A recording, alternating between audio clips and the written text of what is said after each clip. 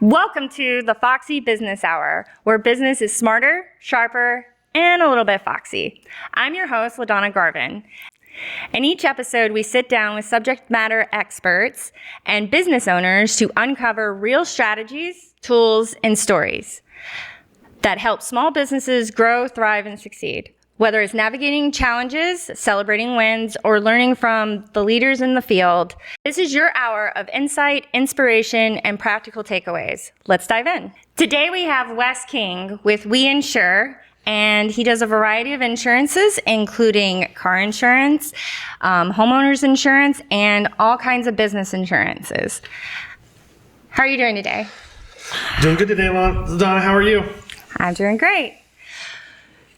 So tell us a little bit about We Insure. So We Insure is a insurance franchise. Me and my partner decided to open this franchise 5 years ago in the middle of COVID, right after I had a newborn child. And we thought hey, what a better time to open an office, right? We chose We Insure because of the amount of products they offer, and the contracts and the relationships they had built. And that's kind of where we started at 5 years ago. So We Insure is a franchise? Yeah, so we're a franchise, kind of like Great Florida. Here in Florida, you'll see them around. And so there's multiple offices. I think there's a little over 130 offices here in Florida locally. And we're located right in the heart of Wesley Chapel. So that's kind of where we are. And what makes you different from other insurance agencies? So what kind of separates us out is we've got a service aspect on the back end that takes care of a lot of the stuff that you need, right?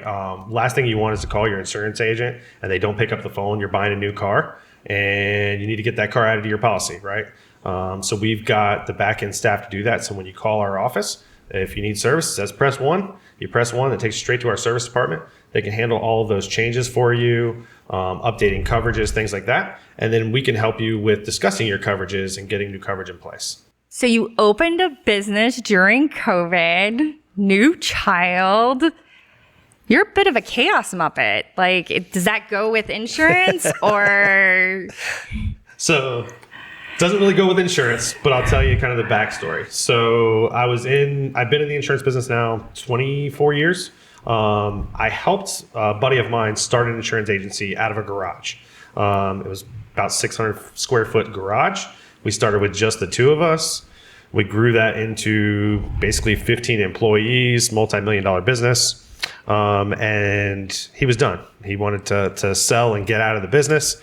I stayed on for a little bit. It was a corporate environment, and I could see the writing on the wall that we were becoming a giant call center. And that's not really what I wanted to do. That's not the direction that I wanted to be with in this business, right? I wanted to help people have conversations, help them understand what they're actually purchasing. They're not just buying a piece of paper, right, that says, hey, we're going to provide you with this coverage, but actually give them an explanation of what they're getting. And so in order to do that, I had to make some tough decisions. One of those was stepping out on a limb and saying, hey, I'm going to go start my own business. And that was tough, to leave a job that I've been at for 11 years and say, hey, I'm going to do it on my own. And part of the reason I chose Wesley Chapel, that's where I spent the majority of my life. It's where I grew up. I love the town. I love the growth. And I think there's a lot of potential there. And there's a lot of new businesses that are opening up and really want to be their hand in helping them grow to the next level. Okay, so how did you convince your wife, as she's having a baby, to open up a new business, not having that steady paycheck? She's going to have to, if she's working, she's going to have to take leave. I mean, a fly on the wall, that had to be an interesting conversation. Yeah, so talk about a very, very tough decision. I'm very open about my faith. So I'll tell you, me and my wife discussed this. We prayed about it. This wasn't something that I just overnight was like, hey, let's do this, right? This was 3 months of conversation back and forth between me and her. Also, I do have a business partner.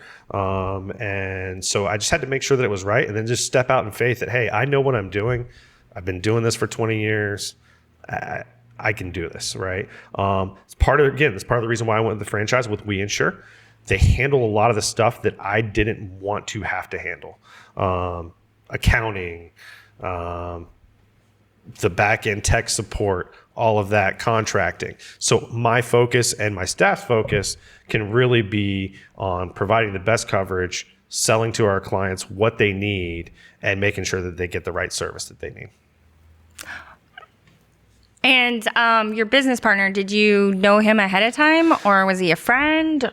Yeah. So my business partner, Florin Patrascoiu, great guy. We've been doing business together probably 15 years prior to us going into business together.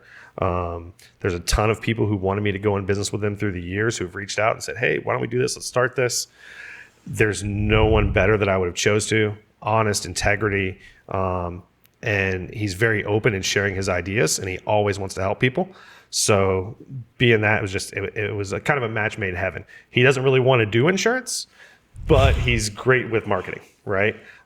So he takes care of the marketing piece, and I take care of running the office. Even in my business, my partner has a different set of skills, and that makes it so that we can complement each other and help out all of our clients to the best of our ability. So that's kind of how it's working for you guys too? Yeah, definitely. And it's been a great partnership. He can help with feeding our business. We can help his agent. So he owns a real estate office. We can help his agents with what they need with their closings, if they have questions about different insurance that's out there. And so that's where really the true partnership comes in, where he's helping us, we're able to help him in his office, and I couldn't ask for a better partner. Obviously, we do more with small businesses, and I know I've gotten my insurance through you, and there's been things that I didn't know, like when I was asking about cyber insurance, and like there seems to be a ton of insurances for small businesses. Is there like a checklist that you go through with businesses when you're helping them out? Yeah, so for me, I think it all depends on the type of business you're in, right? The roofer's not going to get the same insurance package that a small medical office is going to get, right? There's different things that you're going to need. Same thing with like a real estate office, right? They may need errors and omissions where the roofer may not need that. Cyber liability, getting into that briefly, I will tell you, I think every business needs that at this day and age, especially the trades guys. They may not want to hear that, but they definitely need it. And right now, it doesn't cost much to get that coverage. But people are constantly stealing your data. They're stealing your website, your email, phishing for information. And so the cyber coverage is super important.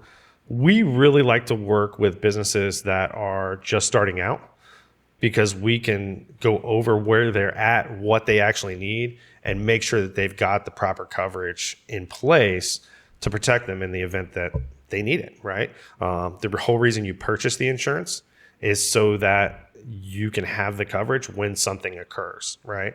So the last thing you want is to have a piece of paper that you've paid $1,000, $2,000 for that's worthless in the event that you need it, right? So we want to make sure you're educated.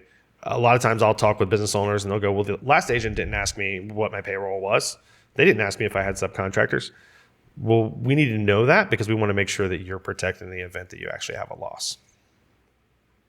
Well, and you do have the Lunch and Learn that'll be coming up on November 11th, where you'll be going into where you will be going more in depth into what business owners need. So I don't want to ruin it or anything, but are there any tips for business owners or questions that they should ask when they're looking at insurance?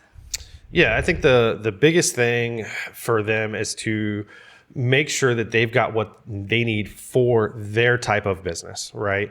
For a lot of times for small medical offices, they can get a business owner's package, a business owner's policy, includes a lot of stuff that they'll need as one, right? Some of your contractors, they may not be eligible for that type of policy. So then they may need general liability, auto coverage, things like that. And then if you're doing work, depending on who you're doing work for, those companies may require certificates of insurance that show, hey, you've got X amount of coverage. And if you don't have that, or if you're not including it, it's just understanding what is actually covered underneath your business policy. I would definitely invite anybody out who wants to come to that event that you're hosting, so we can give them the information. They can ask questions. I really like it when people ask us questions. And again, we're going to ask them what we need to know to make sure they've got the proper coverage. I mean, someone who's doing $100,000 in sales a year is not going to need the same coverage as someone that's doing $2 million in sales a year. So it's really taking an in-depth look at their business, where they're at, and what they need.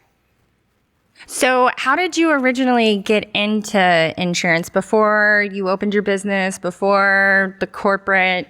I mean, it seems like a kind of out there thing to get into. Most people aren't dressing up as insurance agents at the kindergarten, what do you want to be when you grow up thing. So no, and it's funny that you say that, because my son, I have a 5-year-old, and they just had their Great American Teach-In, and he's like, why don't you come and talk about your job? And I said, don't know if 5-year-olds really want to know about insurance, right? So it's a pretty simple story. I graduated high school. I was running a local pizza place, and that place decided, hey, guess what? We're struggling. We are going to lay off all of our key shift managers. And so at the time, I was doing really well. I was actually working 2 jobs. I was doing that, and then I was delivering for another place in the evening. And so I was looking for a job. My roommate at the time, I was living in South Tampa. His mom said, hey, well, we need help at our insurance office. They're looking for someone to work in the mailroom. I was like, all right, what does it pay? This is early 2000.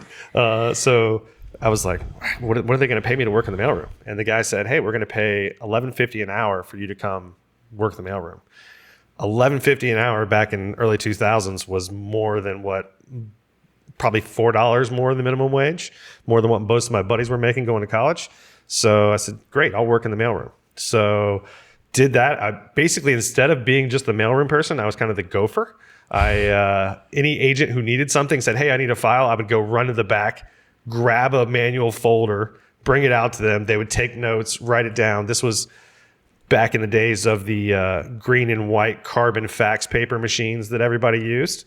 So half of the insurance companies weren't even online yet. I think Progressive and National General may have been the only ones that were really online at that point.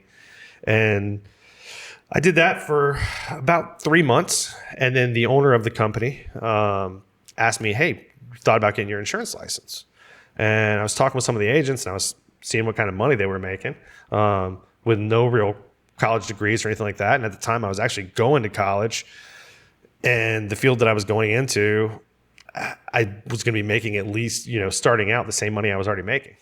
So I said, yeah, let me get my license. And it was one of those things. I just never knew that I wanted to do it, but I fell in love with it from there. And that's kind of where it started. I worked in a small little office down on Lois Avenue in Tampa, and went from there. So what made you love it? I think it was everything. Every case was different. So some people see insurance, and they get these coverages. You get your declarations page, and it shows, hey, my home's insured for $150,000, $200,000, whatever it might be, right? And that shows my age, because I don't think anyone has a $150,000 or $200,000 home anymore. It's probably more like $400,000 on average.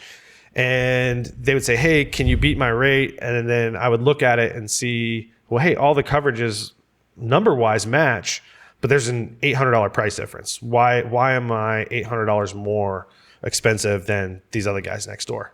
And what I found is there's endorsements on these policies, such as replacement costs for your belongings inside the house, personal injury coverage, water backup, screen enclosure coverage, all these different things. And that's just on homeowners, right? You got all these different products, but just in homeowners, there were these big differences. And so being able to explain those differences to clients and say, hey, look, you can pay $1,200 for this policy, but you're leaving off these 3 important coverages that you don't really see.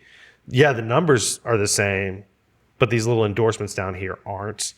And teaching people that. And then in the event of loss, right? So last year, If you live here in the Tampa Bay area, we got hit with two big storms, right?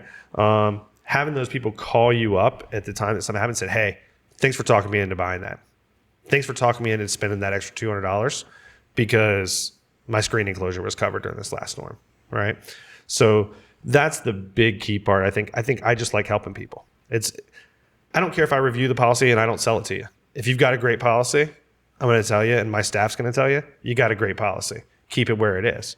But if we can find something better for you and get you the proper coverage, it's great. That's what we want to do. And so I think it's more of just that service industry wanting to help people. Like I said, I worked in a pizza shop for a while and manage it. And I think that service aspect of just being there for people really drives that home. Yeah, I think I'm in a similar industry where most people think it's just boring, but it's kind of a puzzle to me. Like, how do I save this person money? So it sounds like that's similar for you as well. Yeah, it's interesting because we call it, inside there's a few people who use this, we call it policy engineering, which is what can we do to make this better and still make it work for you? Okay, so what did you say at your kid's class? Didn't go. You didn't go? I didn't go. Was he disappointed? He wasn't disappointed. The fireman showed up and brought him fireman hats. Well, it was a fireman. So now for Halloween, which is coming up in a couple weeks, he's decided that he's going to go as a fireman, which I'm thrilled. He's not going to dress up as an insurance agent. Well, yeah, I honestly think I probably would have wanted to hear from the fireman. So, okay. So are you originally from Florida or are you from somewhere else No, so I'm one of the few left Florida natives.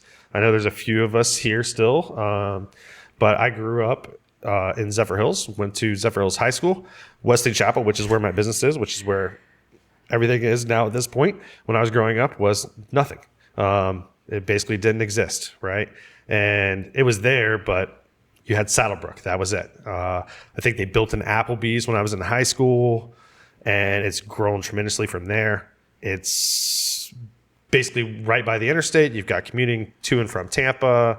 It's kind of become a hub at this point, right? And so it's a perfect place for me to place my business. 15 minutes from Zephyr Hills, and it's right where we want to be. But yeah, I'm one of those rare Florida natives. Yeah, my husband's a Florida native, and like he was born in the Brandon hospital. So when he went to go, he had lost his birth certificate. So when he went to go, he just drove down there. But I call him an alien because I think the mothership just forgot you guys. I mean, it's so weird. Like people that are from Florida, they're so rare that I'm just going to assume that y'all are all brought here by aliens. Yeah.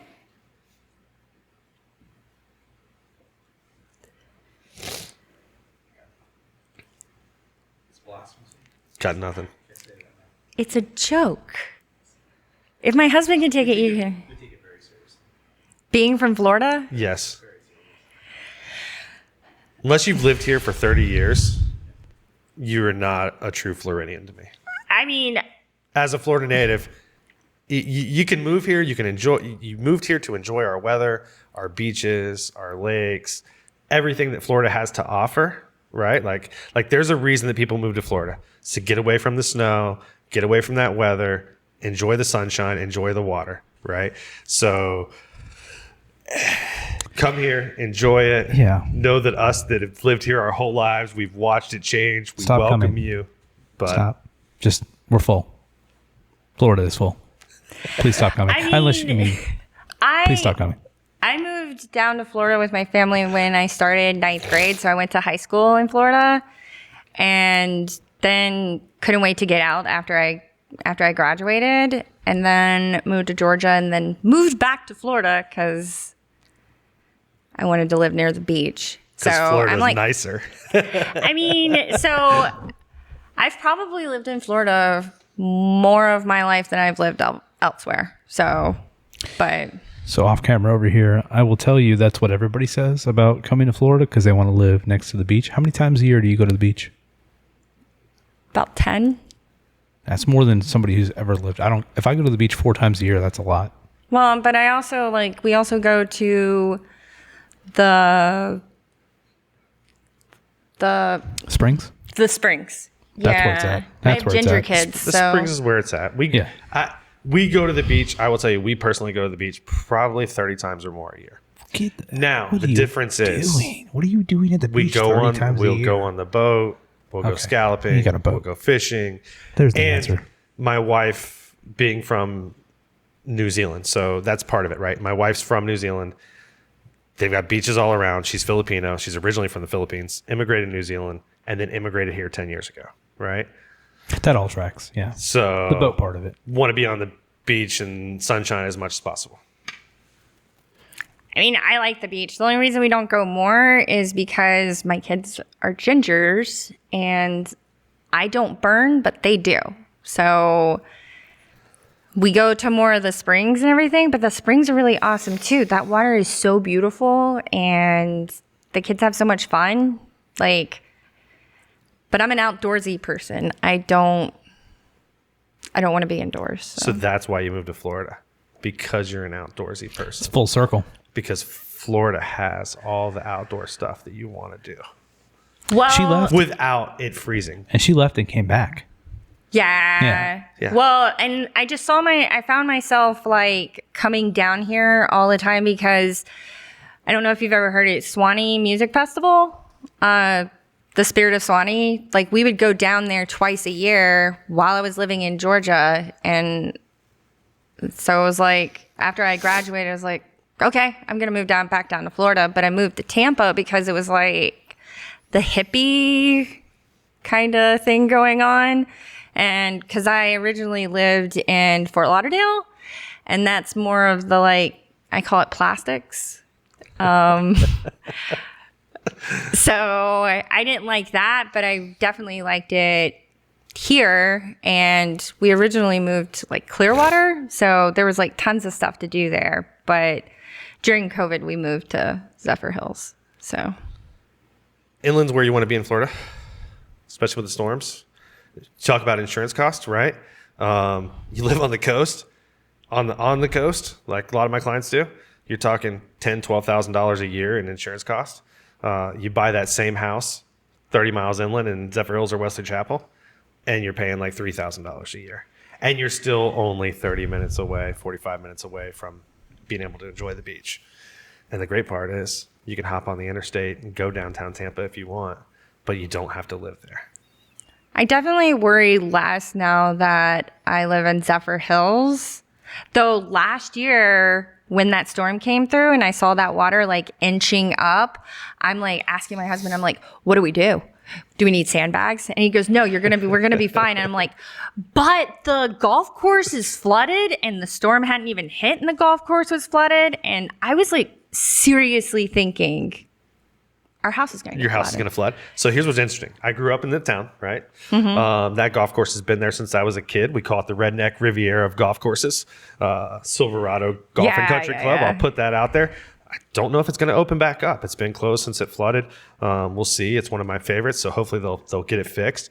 But a lot of those people didn't have flood insurance because they weren't in major flood zones. So, it's something I tell everybody as a native Floridian, get the flood insurance. Unless you're on the very top of a hill in Zephyr Hills, like they call Leop Hill. It's one of the highest elevations in the state. Get it. Because especially with all the development, when you're talking about all these people that are moving to Florida from out of state, right? They're building all these new subdivisions around you. Where's all that water going to go, right? They just filled in a swamp with a ton of dirt and started building homes. Yeah, but they build them on hills. Because I know in my house, I had to dig into my backyard to level it out. And then right outside my house it's what is it called? Not a reservation, but Conservation land. Conservation, Yep. yeah. And right beside that is this big hole in the ground where it collects all the water.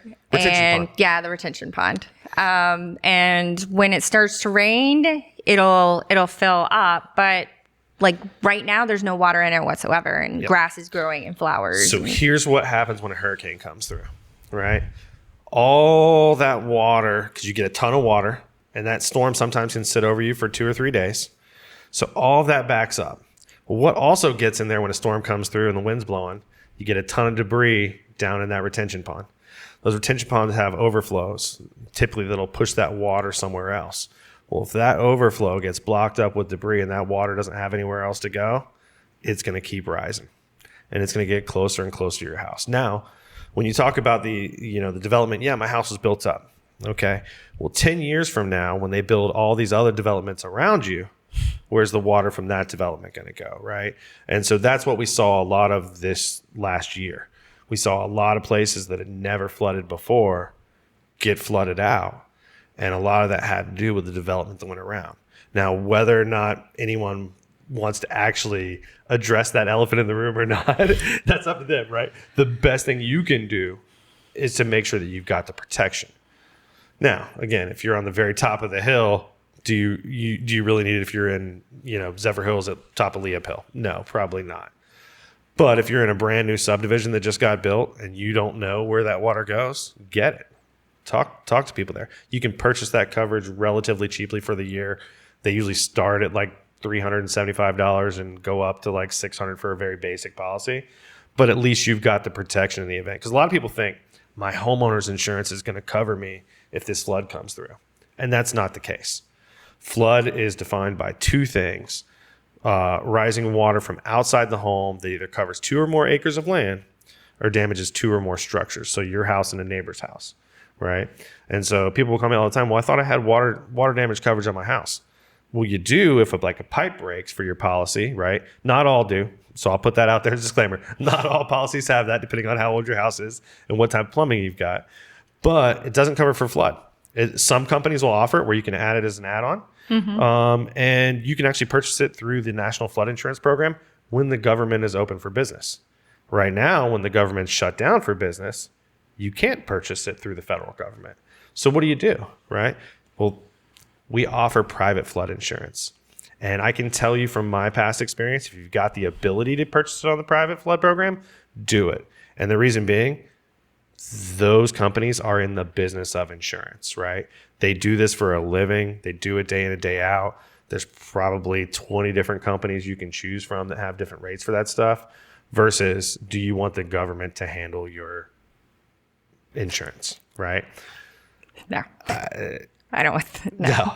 I spent too much time in the government. I know how that goes. No, thank you. Yeah, if it's a price difference of like $8,000, I get it, right? Like, right. Go with what's affordable and what makes sense. But if you're looking at something that's like a $50 or $100 difference for the year, my suggestion is go with private. You don't have a 30-day waiting period. You can get it typically within 14 days to start, and it'll help protect you in the event that it happens, right? Fingers crossed, nothing ever does happen. But if you need it, you want to make sure you've got the coverage. And isn't there something weird with insurance where what is it? Like a hurricane's coming towards you, you can't just change your insurance. You have to wait until they shut down, or you can't make any changes. Yeah. So basically, what happens is once a storm gets a certain mileage off the coast, and it's different with every company, right? Some companies will shut down where some others may stay open a little bit longer. But basically, what will happen is they'll freeze business. The easiest way for me to put this is if you were going in and you were going to play a hand of blackjack and you knew that you were going to lose, right? Would you put your money down? And that's kind of what the insurance companies see, right? Hey, there's a storm heading towards Tampa Bay, and you're coming and asking me if I'll insure your $400,000 house, your $200,000 in contents, essentially give you $700,000 worth of coverage right before the storm comes at this price, right? If that was the case, nobody would buy insurance until the storm was coming, and then everybody would come and buy it, and they would cancel it after the storm's gone. And so to ensure we've got a steady market, they close it down when the storms are coming. Hey, hopefully you've already got it. Mm-hmm. And then once storms pass and things are reassessed, then we can get back up and running. Depending on what the severity of those storms are, is going to depend on how quickly that they actually open, right? If we have like what we had last year, where 2 storms come across, it could be 2, 3, 4 weeks before a company opens back up. If it's a tropical storm just comes through, doesn't do a lot of damage, we could be open 3 days after the storm passes. What if you're trying to buy a house during that period? Like, do they hold off on closing or? So it depends on what's going on. So if you're trying to buy a house at that point, I usually tell people, look, we're in the middle of, if it's in storm season, right? June to the end of October, I tell people, look, lock the insurance now as soon as you can so that in the event that you go to close, you can still close even if the insurance companies are shut down because you've already got the coverage in place. Right. However, what happens sometimes, let's say that there's a storm heading into Tampa, they may do a state of emergency. In the event they do that, most title companies will close. So your closing is going to get delayed anyways, regardless of whether or not you can get the insurance or anything like that. But like I tell most people, lock that insurance sooner than later, especially if we're in storm season. Make your decisions sooner. Don't wait until the last minute, because if you wait until the last minute and a storm shows up, you might not be able to get the coverage. Gotcha. So how crazy was it last year when it was the storm after the storm? After the storm? Yeah. So what was interesting is we didn't see a lot of actual hurricane damage from within our client list as far as actual storm damage, like, hey, my roof got ripped off. We've seen some screen enclosure damage with a few people. And the biggest thing we saw was flood, right? Flooding was from both storms. You know, you had Milton and Helene both caused major damage with flooding. A lot of people on the coast got hurt, even people inland. So when you're talking about Zephyr Hills, right? I grew up there. I watched parts of town go underwater that I'd never seen underwater my entire life. And 40 years of being there, never seen it. All of a sudden it's happened. That's where I say a lot of that was that. It was interesting because that's when we started taking care of more, getting clients to the claims centers faster than selling policies. And so that's why I tell people, it's not, for us, it's not all about sales. It's making sure that our clients are taken care of. We did a lot of three-way conversations with the adjusting firms saying, hey, look, we got this client, they're reaching out, they haven't heard anything. And people also have to understand there's only so many adjusters in the state. And so sometimes being patient, I know it can be frustrating for people. But that's where we come in and, hey, look, we'll do everything we can help. We're not claims adjusters, right? We can't sell the claim for you. We can't say, oh, this is definitely covered. That's those guys' job. They're licensed for that. But we will gladly harass them for you, right? Right. And in a nice way, right? Because the last thing you want to do is make your adjuster mad in the event of a claim, right? Yeah. As frustrating as it may be for you as a client, you make that adjuster mad, how likely is that person going to work for you, right? So call us, let us walk you through the process. Most of the time, you're going to be able to have a great conversation with your adjuster, one-on-one, get it worked out. And we saw that in our case. I mean, over 90% of the claims were taken care of, no need for anything else. So, was it mainly houses or did you have businesses too? And what would a business normally claim during that time frame? So businesses, depending upon what happened to them, right, and what they actually own. What we find is a lot of businesses don't actually own their buildings. They lease the space, right? So a lot of times what we saw is the people who own those buildings. So a lot of times people will create an LLC. They'll buy a business, a building, and then they'll lease that space to a business. And so the property damage coverage portion is what we would see with those businesses. We help people with that, help them with making sure they've got the flood coverage. If there was any loss of usage, right? So you're not able to use that building for 2 months, 3 months while the repairs are being made. There might be some coverage underneath your liability or underneath your property policy for that to reimburse you as a business owner. I tell people every policy is different, so it depends on whether or not you purchase that coverage, paid for it, whether or not it's a covered loss.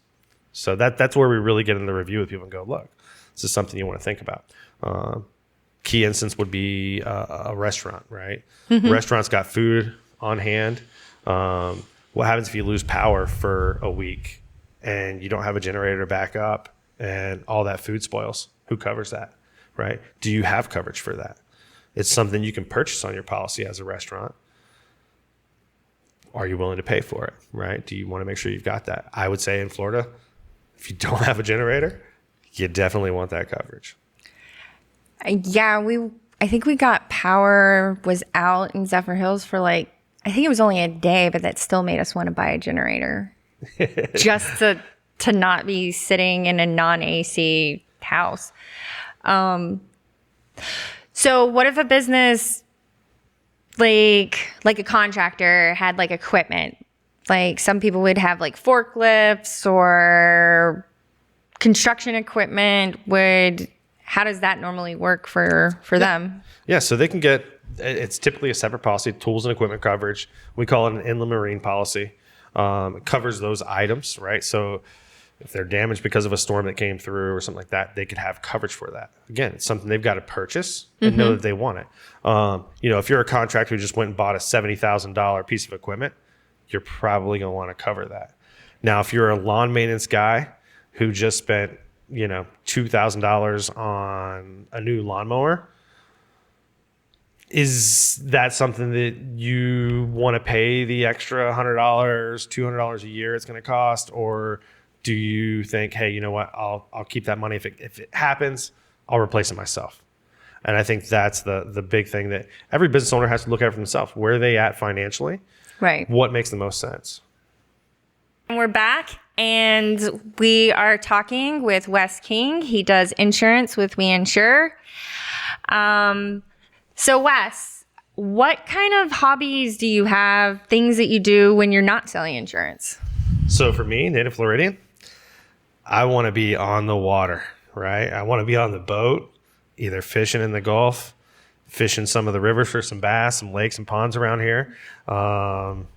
Getting fewer and fewer of those that we can get access to, as we were talking about with development, right? Going to the springs, we were just talking about that during the break. Yeah. There's all of these wonderful springs we have in Florida that we can go and visit. Love the wildlife. That's just me. I just want to be outside anytime that I can. Again, I do insurance, so most of the time I'm in an office. Right. Don't get to tan as much as I want, right? So, but that's what I like to do outside of my regular job, right? And I can make a connection with people that are moving here. That's what I think is really nice. We do have people who are moving here who want to move to Florida to enjoy that stuff, and I can tell them, hey, look, secret hotspot. Here's where you want to go to eat. This may be a place you want to go fish. So, how long have you been in Florida now, LaDonna? I moved to Clearwater in 2013. Okay. So, and that was right after I graduated with my accounting degree. And so I moved down here. I moved to Zephyr Hills during COVID. I owned a house in Clearwater, and it was like in a prime spot where the prices were going through the roof. And then Zephyr Hills was the only place I could find that was selling low. So you moved to Zephyr Hills because the prices were a little lower? I am an accountant. Okay. That makes sense. I am an accountant. What got you? So you put me on the spot, right? You asked me, hey, what got you into insurance? Being as though it's one of the most boringest jobs out there to most people are going to go, why would I do that? What got you into accounting, and why are you doing it still? I honestly got out of the military and I wanted to have a chilled life. And so I literally went on the internet and looked up, I looked up professions that do math, because math is always something that I could do in my head and I was really good at, and I always thought it was interesting. And then accountant showed up, and then when I was doing school, it was like super easy and it was like a puzzle for me. It was like, and then as I continued to do it, because I started from the bottom in accounting, like I was accounts receivable clerk and worked my way up. And so I've done it all, and it's just a giant puzzle to me. And helping businesses to get the information that they need to make their business better just really makes me feel good. And it's interesting to me, like finding all these things that other people can't. So putting the pieces of the puzzle together is what you like. It's interesting because I'm in insurance. There's a lot of math in insurance, right? Like these actuaries come up with these rates and everything else. And I'm great at math, but I do not want to do the accounting piece of it. Again, that's why I have a franchise, right? So they can do that on the back end. And then we have people like you who can help us with those other struggles that I just don't want to deal with. So it's interesting to see that's, we both have this enjoyment for math, Yeah. but totally opposite of what direction we're in, right? So accounting's a puzzle to me. And I think that has something to do with what I did in the military. So in my early 20s, I went into the military and I was a military police officer. And so that's a lot. So as a military police officer, it's the same thing as like a police officer in the civilian world. So you end up having to do like a lot of investigating and like you learn all this stuff, and they like drilled into us attention to detail. So now I've taken those skills and I can look at a financial statement and tell you what your problem is just by looking at the statement. There's not a lot of people who can do that. And part of that's years of experience, and part of that's just, it fascinates me how the numbers work and how it makes everything, and how you can use these numbers to make small tweaks to improve your business. I mean, I could probably make everybody fall asleep talking about this. So, but it's interesting to me. So the good part is that I'm actually getting to put you on the spot. This is your podcast, but I'm getting to ask you questions this time. So I got a question here for you. Sure. What got you to start your own accounting firm? Because again, like me, it's interesting. It's a tough decision, right? You're going to go, hey, I'm going to go open my own business in the middle of COVID, right? How long have you been in business, and what got you to that next point to want to like step out and do that? Well, I didn't really do it in the middle of COVID. I started it, I started it beginning of last year. So we're going on almost 2 years now. But I had worked in corporate America and it taught me a lot, but that's not what I wanted to do. I love helping people. And so when my husband and I adopted our kids, the time that I had to spend in corporate America was a little bit too much. So I went to private firm, and I just didn't like how it went. It's not how I thought accounting should be. I think that it should be something that adds value to the business. Not that they didn't, but I just didn't like some of the practices. And I knew that I could go out there and I could make a profit and it not cost a small business owner an arm and a leg. Like it.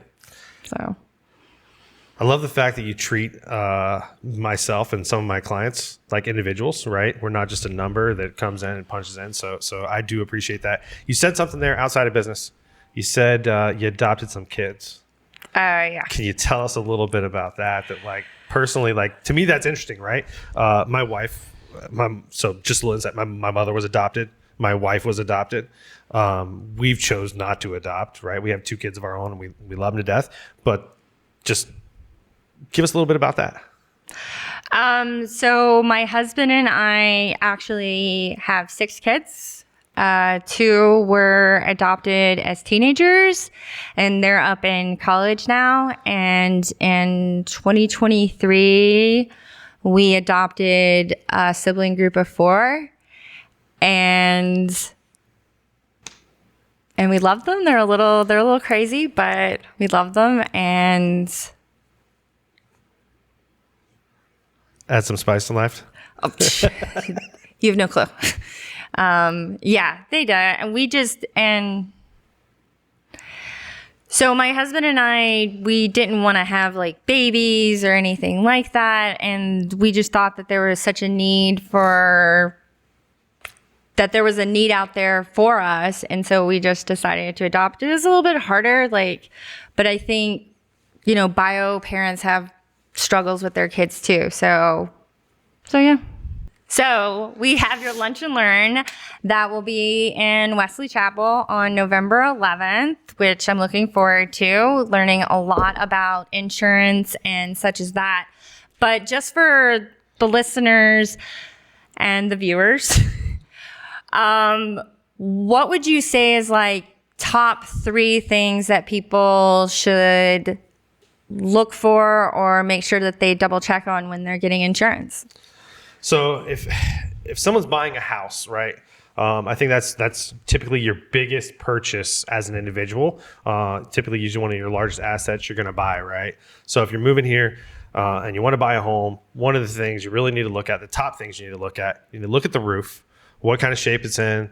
Does it need to be replaced? Is it going to last you for another 5-10 years, or is it going to last you 2? Right? What kind of roof it is, what's going to cost to replace that when it needs to be replaced, because part of owning a home is maintenance. And as much as people think that, oh, well, my insurance will cover my roof when it gets old, that's not the case, right? Insurance is there for in the event that something happens. It's not a warranty policy, like I tell people. So if you get a home with a tile roof, know that you're probably going to pay 3 times what the person with a shingle roof is going to get. Other big things you can look for are age of the hot water heater. That's the biggest one right now. I think that's killing deals for for people trying to buy real estate. There's a lot of insurance companies now that will put a limit that hot water heater, if it's not tankless, needs to be 15 years of age or newer, right? They don't want it older than that. Some will let them go to 20, but it's far and few between anymore. And there's even carriers out there that say, hey, if that thing's older than 10 years old, be worried about it. The biggest thing I tell people is there's a lot of stucco homes out there on this concrete block, right? And we've got people that are moving from out of state, and they move here and they're like, well, there's these cracks on the outside, but nothing's going to happen, right? Right. Concrete block is porous, no matter what people think. And in Florida, we have what we call wind-driven rain. So it doesn't just rain straight down on you. The rain comes sideways. And when it comes sideways, if you got cracks in the stucco on the outside of your house, that water is going to get in there, and it's slowly, time over time, is going to eat through that and get into that block, break it down. So I tell people it's part of maintenance in Florida, owning a home, right? You get cracks in the stucco, they make a stucco putty. You can purchase it just about anywhere you want. Typically fill those cracks and then have it painted over, right? Get it to match as nice as you can. We see that a lot. And I have people who get cracks and they go, why am I getting cracks on my house? I said, well, you're building on sand in Florida, right? So it's just something to be aware of. We have that natural settlement. Those are the big things that I would say for someone's buying a home. For auto insurance, on the opposite side of things, if you own a business especially, you need to make sure you've got the proper coverage, the proper limits. You've got all your drivers covered. If you have employees that are using their own vehicles to go to job sites, you can be held liable for that in the state of Florida. So make sure you've got the right coverage for that, because if you don't, and one of those people has an accident, it could cost your business, right? Speaking of which, what is the difference between business auto insurance and personal auto insurance? Yeah, so depending on what you do for business, it can make a difference, right?